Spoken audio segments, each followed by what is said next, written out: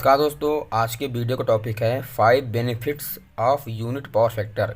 दोस्तों, अगर इंडस्ट्री में पावर फैक्टर अगर हमारा यूनिट रहता है या फिर हमेशा लीड करता है तो उसके 5 बेनिफिट क्या होते हैं। अगर आपसे इंटरव्यू में पूछा जाता है कि पावर फैक्टर यूनिट होने के किसी 5 बेनिफिट्स के बारे में बताइए, तो दोस्तों आज अगर आप ये वीडियो देखते हैं तो आप बड़े ही आसानी से बता सकते हैं कि पावर फैक्टर अगर यूनिट रहता है तो उसके क्या क्या फ़ायदे होते हैं किसी भी इंडस्ट्री में। तो दोस्तों चलिए शुरू कर लेते हैं बगैर टाइम वेस्ट किए।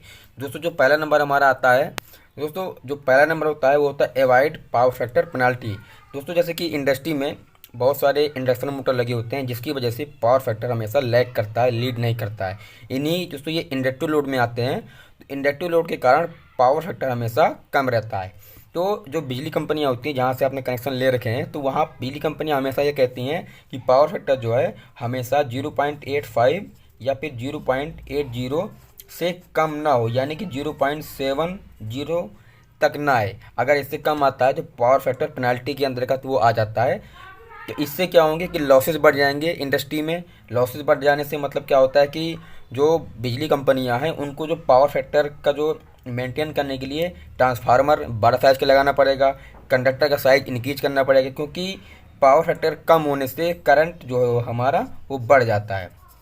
करंट बढ़ जाएगा, वोल्टेज कम हो जाएगा, वोल्टेज कम हो जाने से करंट बढ़ जाएगा, करंट बढ़ जाने से कंडक्टर का साइज़ हमको बढ़ाना पड़ेगा। मान लीजिए कि जहाँ पर हमारा 300 स्क्वायर एम में हमारा काम चल जा रहा था, वहाँ पर हमको 450 स्क्वायर एम का केबल लगाना पड़ेगा। तो बिजली कंपनियां कभी भी अपना घाटा नहीं करती हैं, वो हमेशा यही कहती हैं कि पावर फैक्टर 0.85 से 0.80 के बीच में रहना चाहिए, या फिर 1 रहे या फिर 0.95 के आसपास रहना चाहिए, इससे कम ना हो।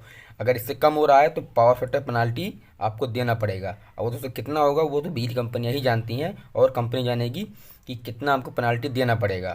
तो दोस्तों पहला तो कारण ये हो गया कि पावर फैक्टर मेंटेन करने के लिए कंडक्टर का साइज इंक्रीज करना पड़ता है, क्योंकि करंट की कैपेसिटी इसमें बढ़ जाती है।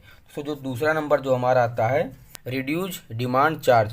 सपोज मान लीजिए कि आपकी कंपनी ने 400 किलोवाट का लोड लिया हुआ है। अब अगर पावर फैक्टर हमारा 0.85 या फिर 0.80 से कम रहता है, 0.70 रहता है, तो इसमें क्या होगा कि लोड मतलब हमारा जो हमने लोड ले रखा है इंडस्ट्री से, जो हमने कनेक्शन ले रखा है, जो हमारा डिमांड है वो 400 किलोवाट का है। तो अब अगर पावर फैक्टर कम होने से हमारे लॉसेस इंडस्ट्री में बढ़ जाएंगे। लॉसेस बढ़ जाने से मान लीजिए कि कोई मोटर है वो 10 एम्पियर का करंट ले रही है। अब अगर पावर फैक्टर अगर हमारा कम रहता है तो पावर फैक्टर कम होने से यही मोटर हमारा 11 एम्पियर करंट लेगा, 12 एम्पियर करंट लेगा, जिससे बिजली के बिल पर फर्क पड़ेगा। हमारा जो वाटेज है, किलोवाट है, वो हमारा बढ़ जाएगा। मान लीजिए कि अगर पावर फैक्टर अगर हमारा कम रहता है तो हम जो यूज़ कर रहे हैं वो 450 किलोवाट का यूज़ करने लगे, तो इसमें डिमांड चार्ज आपका बढ़ जाएगा। तो डिमांड चार्ज कम करने के लिए पावर फैक्टर का यूनिट रहना या फिर लीड करना बहुत ज़रूरी होता है। तो अगर लीड कर रहा है या फिर एक रहता है तो हम 400 किलोवाट का यूज़ कर रहे हैं, हमारे इंडस्ट्री में कोई भी लॉसेस नहीं हो रहे हैं। जितना हम 400 किलोवाट का अगर लोड लिया हुआ है तो हम पूरा उसका यूज़ कर ले रहे हैं। अगर इतना रहता है पावर फैक्टर हमारा 0.95 रहता है तो इंडस्ट्री में किसी भी प्रकार की लॉसेस नहीं हो रही हैं, और हमारा जो डिमांड चार्ज है वो भी कम हो जाएगा। हम बिजली के बिल पे भी फर्क पड़ेगा, और जो हमारा डिमांड चार्ज है, मतलब जैसे कि मैंने आपको बताया कि 400 किलोवाट का लोड ले रखा है हमने, तो हम इससे कम यूज़ करेंगे तो हमारे बिजली के बिल पर भी फर्क पड़ेगा। यही दोस्तों इंडस्ट्री में भी लागू होता है और घरों में भी लागू होता है। तो अगर आपसे इंटरव्यू में पूछा जाता है तो आप ये बता सकते हैं। दोस्तों जो अगला नंबर, तीसरा नंबर जो हमारा आता है इंक्रीज लोड कैपेसिटी। सपोज मान लीजिए कि आपका कोई मोटर है वो 5 एम्पीयर करंट ले रहा है, और जो उसमें वायर का जो साइज लगा रखा है आपने वो 2.5 स्क्वायर एम का लगा रखा है। अब अगर पावर फैक्टर कम रहता है तो करंट हमारा बढ़ जाएगा, वोल्टेज हमारा कम हो जाएगा। वोल्टेज कम हो जाएगा तो हमें कंडक्टर का साइज़ हमको बढ़ाना पड़ेगा। कंडक्टर का साइज़ बढ़ाने से, क्योंकि अगर वायर का साइज़ अगर आप नहीं बढ़ाएंगे तो वायर ओवर हीट होंगे, इसका I²R बढ़ जाएगा, I²R बढ़ जाएगा, इसका रेजिस्टेंस बढ़ जाएगा।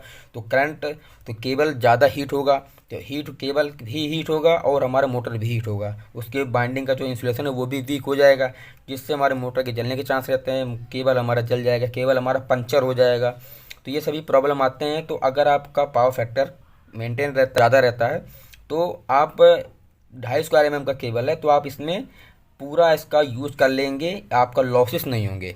ठीक है। मेन चीज़ ये होता है कि इंडस्ट्री में लॉसेस कम हो जाते हैं। तो आपके लॉसेस कम हो जाएंगे तो आप केवल आपको कम का लगाना पड़ेगा। मान लीजिए 2.5 स्क्वायर mm का अगर अभी आपने लगा रखा है तो आपका 1.5 स्क्वायर mm में चल जाएगा, काम हो जाएगा। अगर पावर फैक्टर 0.95 या फिर 1 रहने की चांस रहते हैं, ठीक है। तो दोस्तों ये होता है इंक्रीज लोड कैपेसिटी, आप लोड कैपेसिटी को बढ़ा सकते हैं। दोस्तों ये तीसरा नंबर हो गया। चौथा नंबर में दोस्तों होता है इंडस्ट्री में अगर पावर फैक्टर 1 रहता है या फिर 0.95 रहता है तो उससे वोल्टेज हमारा बढ़ जाएगा। वोल्टेज बढ़ जाएगा तो करंट हमारा कम हो जाएगा। तो दोस्तों आपको पता है कि अगर प्रैक्टिकल लाइफ में बात की जाए तो वोल्टेज बढ़ने पर करंट हमारा कम हो जाता है। अगर ओम लॉ के अनुसार बात करें तो हमारा वोल्टेज भी बढ़ेगा और करंट भी बढ़ेगा, क्योंकि यहाँ पर पावर की बात नहीं हो रही है। तो वोल्टेज बढ़ने पर करंट कम हो जाएगा। तो जैसे कि हमारा ये इम्प्रूव वोल्टेज, हमारा वोल्टेज जो है वो इम्प्रूव हो जाएगा। हमको ट्रांसफार्मर से टैप चेंजर के द्वारा वोल्टेज नहीं बढ़ाना पड़ेगा। पावर फैक्टर अगर हमारा 1 रहता है या फिर 0.95 के आसपास रहता है, मतलब जो बिजली कंपनियां हैं वो उनका कहना ये है कि 0.80 से या फिर 0.85 से कम नहीं होना चाहिए। अगर ये हो रहा है तो ये सारे लॉसेस आपको हो जाएंगे।